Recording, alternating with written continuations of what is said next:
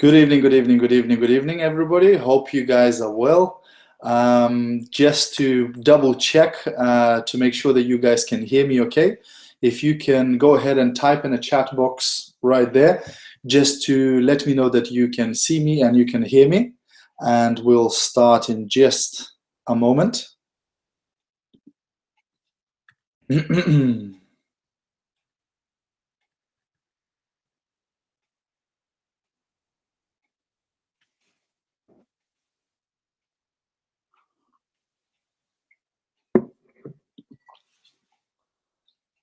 Hey, Stephen.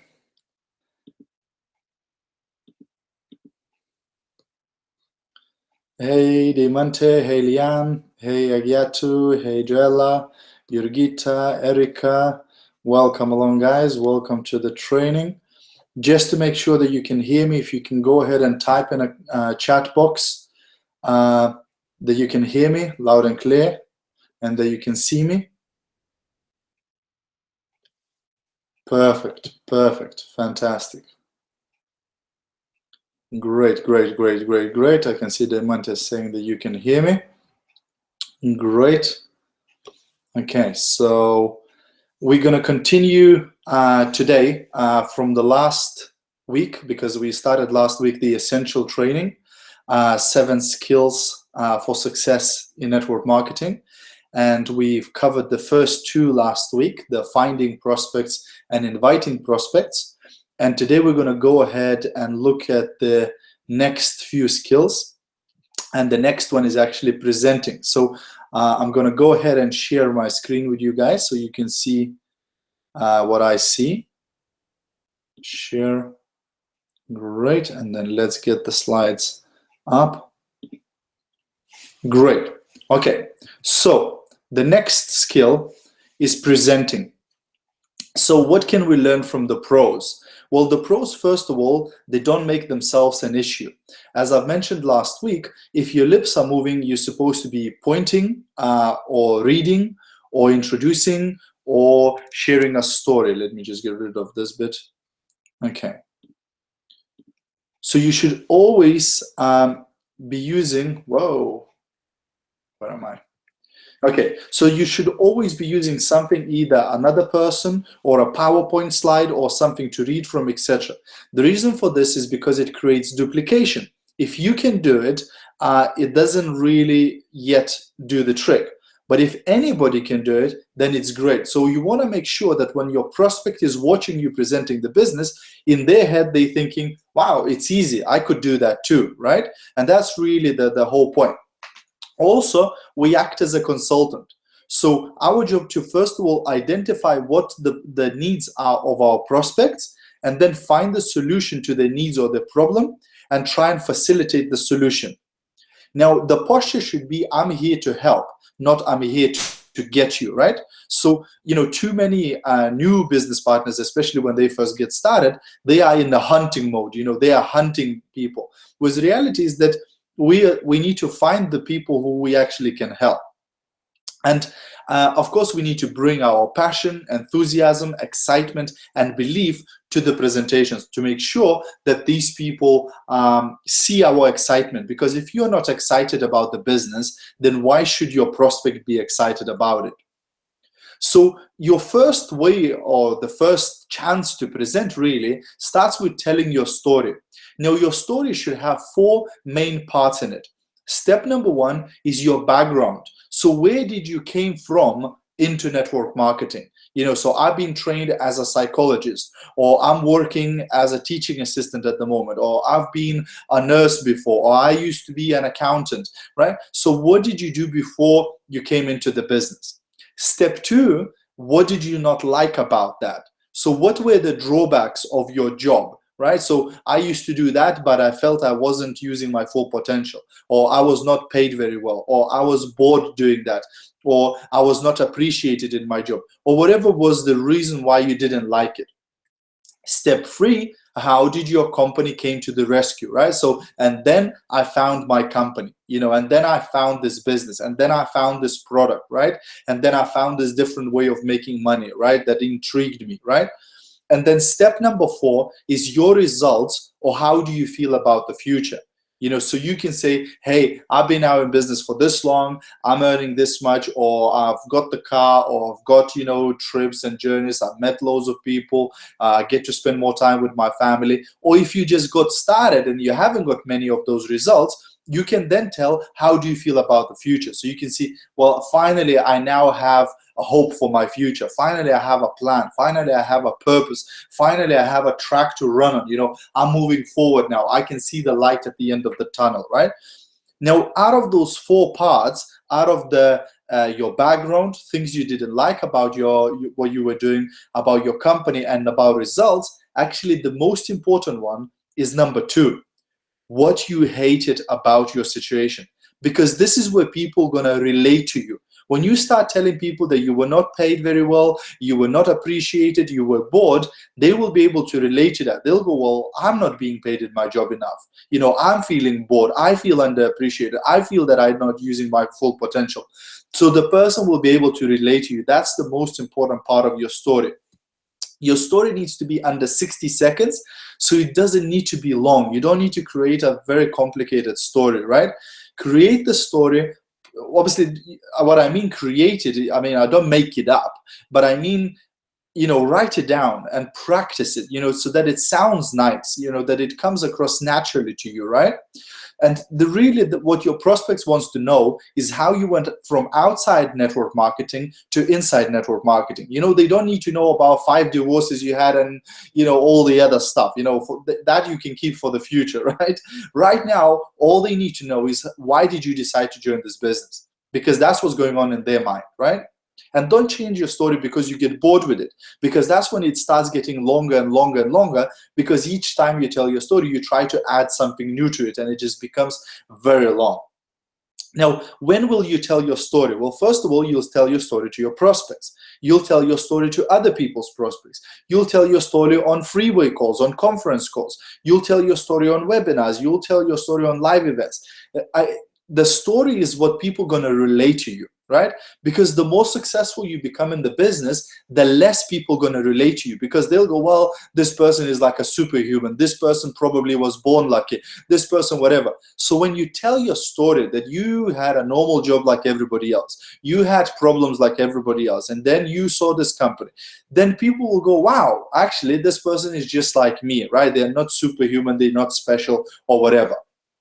The second type of presenting you will be doing is the business opportunity presentation. So again, whether it's one-to-one or over a coffee table, whether it's small groups, whether it's large groups, whether it's huge groups, etc. So at some point in your network marketing career, you will need to learn how to present the business. Number 3 is basic training. So once you've got a brand new member in your team, you need to sort of know how to at least give a basic training to this person so that they know how to get started in the business. Number 4 is inspirational or motivational training. So once in a while, you'll probably want to do some training to your team members that is not necessarily giving them skills, but is giving them the motivation, recharging their batteries to keep going, to keep building the business. And number 5 is keynote speeches. Once you've been presenting for a while, you'll get opportunities to present to 200 people, 300 people, 400 people, and so on, where you will be, on the stage, maybe at the company conferences, at international events, etc. And what you must understand, again, it's a skill. It's not a natural talent. Many people go, well, I'm not good at that. Well, become good at it, because you can out-prepare the best speaker in the world. If you just put enough time and effort into preparing for your speech, you can do great. It's just most people, they try to blag it. They try to just do it, off the cuff, and it doesn't really work, guys. If you want to be professional at presenting, you need to prepare, you need to practice, you need to know what you're going to be talking about. You can't just do it as whatever you feel like it. Okay, skill number 4 is follow-up. And they say that the fortune is in the follow-up. This is where the money is in our business. You see, you need to do what you said you're going to do. Too many people say, hey, I'll send you an email, and they never send the email. They say, hey, I'll give you a ring tomorrow, and they never give a ring tomorrow. They don't follow through with the prospects. And I've had people who joined my business who said, hey, another person actually approached me about this business. I asked them to call me back and they never did. And you now called me and I'm going to join your team because they never got back to me. And that's how powerful it is. So sometimes you can miss out on a bunch of business just by not following through. So remember that some people will need 4 to 6 exposures to join. That means just if you send them a video presentation once and that's it, that's just one exposure. Some people will need 2, 3, 4, 5 exposures. Maybe they need some product testing. Maybe they need to come to a business opportunity presentation. Maybe they need to come to a conference. Maybe they need to come on a webinar. They need few exposures before making up their mind. And if you let people go after one exposure, you're losing a lot of business. Right? So think, how else can I approach this person? You're not going to do the same thing, right? You're not just going to keep sending the same video to a person 6 times because you're just going to annoy them. But you have to change gears. If you showed a video and they didn't join right away, what else can you do to get them excited, right? And remember that this exposure to exposure gets better results if you keep doing, right? Okay, so part of your follow-up is going to be answering questions and objections. And remember that questions and objections are natural. It's not something that you should be scared of. Because if somebody is seriously considering your opportunity, they will ask some questions. They will throw in some objections because they're seriously considering. I'm more concerned when a person asks no questions. I'm more concerned because I'm thinking, what the heck is going on in their head if they're not even asking me any questions? And again, the goal here, when a person asks a difficult question or gives you an objection, the goal is not to argue with them. The goal is to educate them and help them to understand your business better. And the reason why they're asking a lot of questions, if they do, is that you've been doing all the talking. If you ask enough questions of them, you will find out what is important to them before they get a chance to ask questions, and you will sort of cover it in your presentation anyway. And the best approach is to relate to them, not argue with them, right? So I use feel, felt, found. When somebody says to me, hey, I don't have enough money for this type of business, I'll say, hey, John, I know how you feel. I felt exactly the same way. But what I found is that you don't need to have a lot of money to join this business. Hey, Gediminas, I don't think I have enough time to do this business. Hey, Peter, I know how you feel. I felt exactly the same way when I first looked at this business. But what I found is that you can do this part-time in addition to your job or your business, just a few hours a day or a few hours a week if you choose, right? So this way, I'm still saying to them that they are not correct, but in a very nice way when I'm relating to them. And the person will go, wow, this guy or this girl actually understands how I feel. I like them, right? This is about relationship building with your prospect.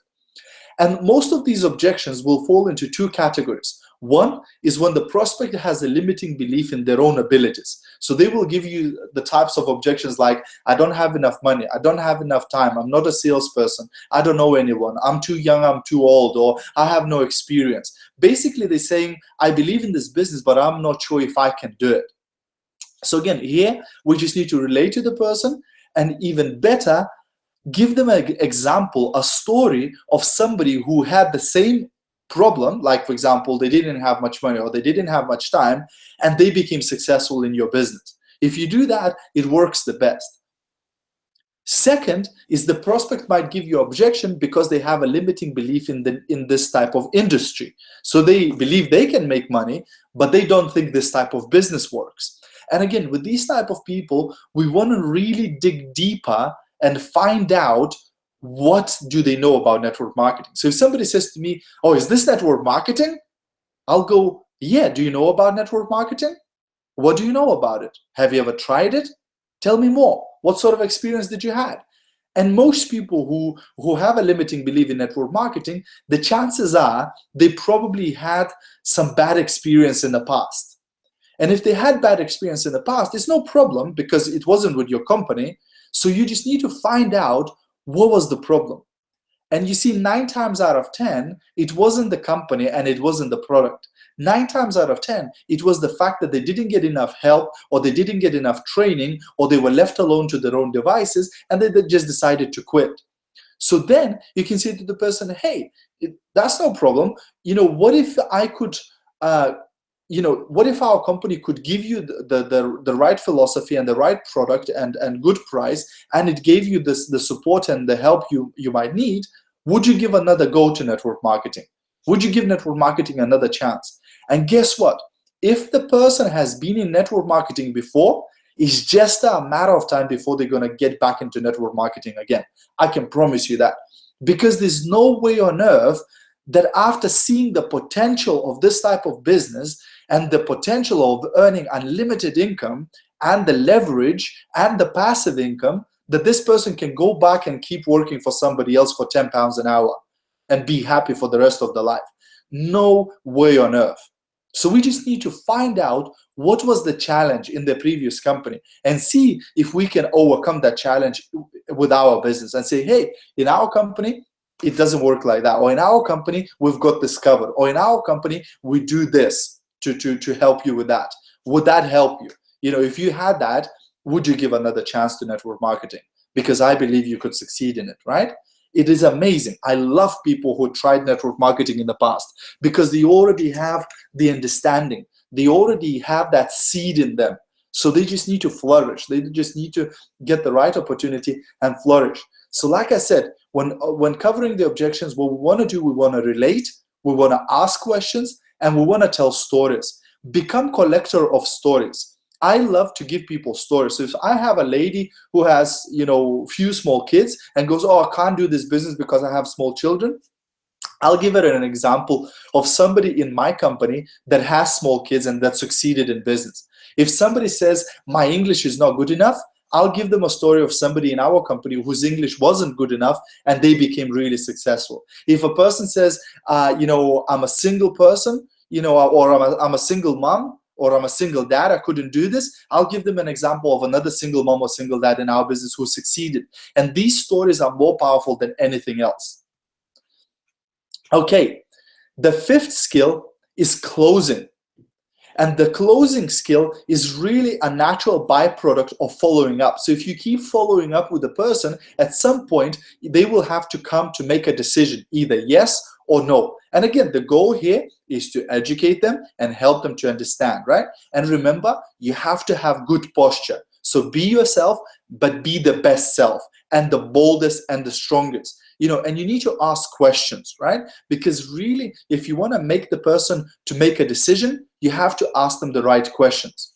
Now, firstly, before you start closing the person and helping them to make a decision, first of all, you have to emotionally detach yourself from the outcome. So whether they say yes or no, it should not affect you emotionally. You shouldn't invest yourself before that person made a decision. Don't be like me. When I first started in this business, I would be, oh my gosh, when this person joins, this is going to change everything. This person is going to be the best leader in my team, etc. And then that person goes, no, I'm not interested. And that used to crush me. That used to, make me really, really upset. And then I realized, why am I investing myself before the person even made a decision? So now I'm very neutral. When I get to the stage where a person has to make a decision, not that I don't care, but it's not going to change my life. This one person joining or not joining my business is not going to make that, they're not going to affect the big picture. At the end of the day, your business is going to need a lot more than one person anyway. So whether this one person joins or not, it's not going to change dramatically your life. So don't invest emotionally, and be very assumptive. When I get to the end of the presentation, in my head, you are joining my business. In my head, it's not normal for you not to join my business. In my head, it's not normal for people not to buy my product, right? So as I'm coming to the end of the presentation, I will naturally lead the person into making a decision to join my business or into making a decision to purchase my product. I'm not, if they go, okay, I'm going to join, I'm not going to go, really? You're going to join? I'm not going to be surprised by that. I'm very assumptive that they're going to be joining my business, right? And be prepared. It amazes me how many people go to do a business opportunity presentation and they haven't got any registration forms. They haven't got any starter packs. They haven't got any, stuff that they're supposed to give to a person when they first get started. And I'll go like, well, if you didn't think they're going to join, then guess what sort of energy you're sending to that person? Guess what sort of vibe you're sending to that person? You're basically telling that person with your subconscious not to join your business if you're coming unprepared, right? And also ask very good questions. So first of all, when you finish the presentation, the worst thing you can ask is, what do you think about it? Because that invites critic. Instead, you want to ask, what did you like the best? Because that answer will guide you in the right direction. Because they will say, well, I like the money the best. Great, you know which direction to take this person. Or they go, well, I most liked, the fact that I can help people. Great, let's work towards that direction. Or they go, well, I love the product. Great, let's talk about products, right? So this way the person is telling you what they want to hear more about. And then the second question, on a scale of 1 to 10, with 1 being you have 0 interest, and 10 being you're ready to start, where would you say you are? And wait, and let them answer, right? And whatever they say, it's their decision, right? So if they go 10, awesome, here's the registration form, let's get going, right? If I do a presentation, it's 11, right? But if a person says 6, then I'll go, great, what can I do to get you to a higher number? What can I do to take you from 6 to 10? And the person will tell me. They'll go, well, I need to try the products first before making a decision. Or I want to go to a distributor center before I make a decision. Or I want to read this before I make a decision. Or whatever, right? So they're going to tell me what I need to do or give them for them to make a decision, which is great, right? Because that's what I want. And then you use a 4-question close. So you say, look, based on what you've just seen, if you were to get started with this company on a part-time basis, approximately how much money would you need to earn per month in order for this to be worth your time? And don't suggest. Wait for them to give you an answer. 500 pounds, 1,000 pounds, 1,500 pounds, 2,000 pounds, whatever, part-time, remember? Because some people will go 5,000 pounds. And I'll go, and how much you make in your full-time job? 2,000 pounds. So let me get this right. You spending 40 hours a week in your full-time job making 2,000, but you want to make part-time 5,000? Does this even make sense to you? And I'm going to put them back on the floor, on the ground very, very quickly, right? Second question, approximately how many hours could you commit each week to develop that kind of income, right? So this way now I'm telling, hey, this is not going to start today, that type of income. You're going to need to develop it, right? And how many hours a week are you prepared to commit? And then question number 3 is, how many months would you be willing to work those kinds of hours in order to develop that kind of income? And again, they can tell me. So if they go to me, look, I want to make 500 pounds a month extra. I'm prepared to put in 10 hours a week each week, and I'm prepared to do this for the next 6 months. Then I'll go, great. If I could show you how you can develop the 500 pounds per month, working 10 hours a week over the course of next 6 months, would you be ready to get started now? And again, all they can say is either yes or no, right? And if they say yes, let's get going. Okay, so skill number 6 is getting people started, but we're not going to start on it today. We'll go into that next week. So let me just go here. Awesome. Did you guys get any value from today? Let me know, if you did get any value. If you have any questions about what I've covered today, feel free to drop your question in the questions box, and I'll try to answer that. Now, next week, we're going to cover the last 2 skills out of 7, which is getting people started and promoting events. So how can you make sure that your new prospect doesn't go into witness protection programs, a few weeks after joining the business? And promoting events, again, how can you get more people to attend your presentations, your conferences, your training events, etc.? How can you go from announcer to promoter? How can you get more people to attend, better ratios, etc.?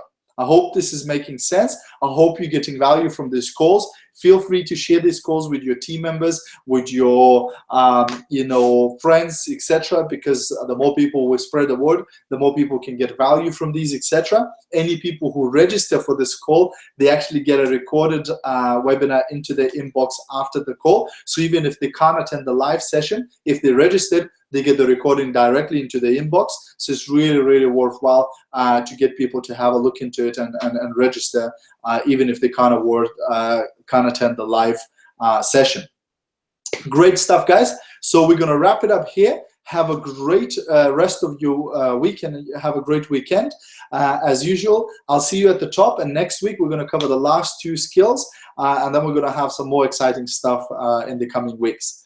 All right, guys, see you later. Have a great evening.